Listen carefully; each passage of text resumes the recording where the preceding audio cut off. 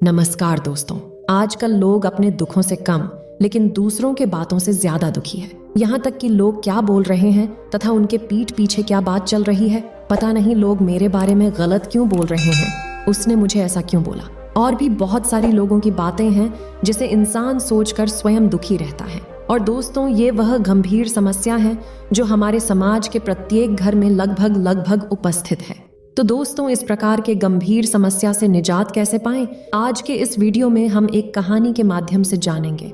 और यदि आप इस कहानी को ध्यान से समझेंगे और अपने ऊपर लागू करेंगे तो अवश्य ही आपके जीवन में अद्भुत बदलाव आएगा, जो कि आपके परिवार के लिए जरूरी सिद्ध होगा।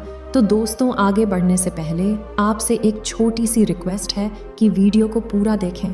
तो चलिए दोस्तों, कहानी को शुरू करते हैं।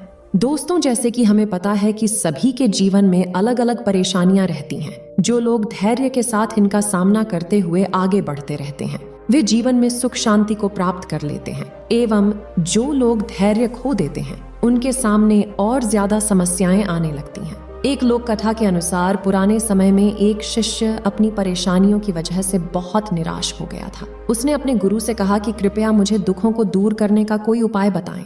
गुरुजी बहुत ही विद्वान थे, वे अपने शिष्य को अच्छी तरह से जानते थे। उन्होंने कहा कि मैं तुम्हें उपाय तो बता दूंगा, लेकिन पहले गांव में जो सबसे सुखी व्यक्ति हो उसके घर से मुट्ठी भर अनाज लेकर आओ। शिष्य गुरु की आज्ञा पाकर गांव में सबसे सुखी व्यक्ति को खोजने निकल पड़ा। फिर उसे एक व्यक्ति दिखाई दिया जो अपने घर के बाहर शांति से बैठा हुआ था। शिष्य ने सोचा कि यह सबसे सुखी होगा, इसलिए आराम से बैठे हुए हैं। शिष्य ने उस आदमी को अपने गुरु की आज्ञा बताई और कहा कि आप मुझे गांव में सबसे ज्यादा सुखी व्यक्ति लग रहे हैं, कृपया मुझे अपने घर से मुट्ठी भर अनाज दे दें।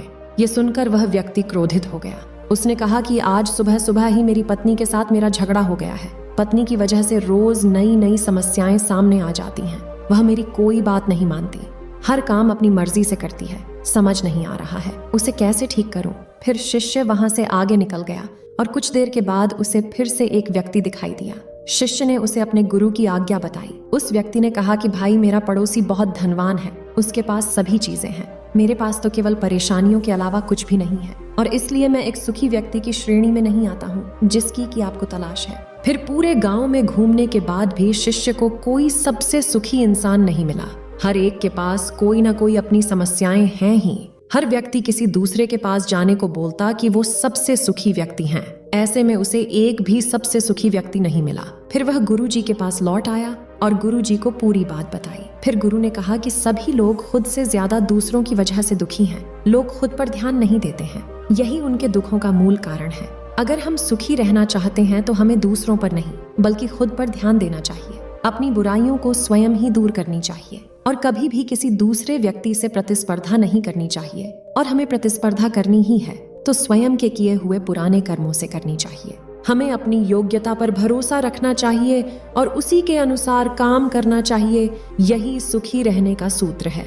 दोस्तों, अगर जीवन में आगे बढ़ना चाहते हो तो दूसरे लोग आपके बारे में क्या बोल रहे हैं, इससे आपको जरा भी फर्क नहीं पड़ना चाहिए। यदि आप उनके उन बातों पर ध्यान देते हो तो आप शारीरिक व मानसिक रूप से उनकी बातों के प्रभाव में आ जाओगे। इससे आप अपने काम पर फोकस नहीं कर पाओगे। इसलिए जिंदगी में अपने मुकाम को हासिल करना है तो लोगों की बातों को नजरअंदाज करो और दूसरे क्या बोलते हैं उसकी परवाह करना छोड़ दो। फिर मिलेंगे दोस्तों। आशा करती हूँ कि आपको हमारी यह वीडियो पसंद जरूर आई होगी। तो दोस्तों, ऐसे ही वीडियो के लिए आप हमारे चैनल को सब्सक्राइब अवश्य करें और हमारे परिवार का हिस्सा बने। साथ ही वीडियो को लाइक, शेयर व एक प्यारा सा कमेंट भी जरूर करें। धन्यवाद।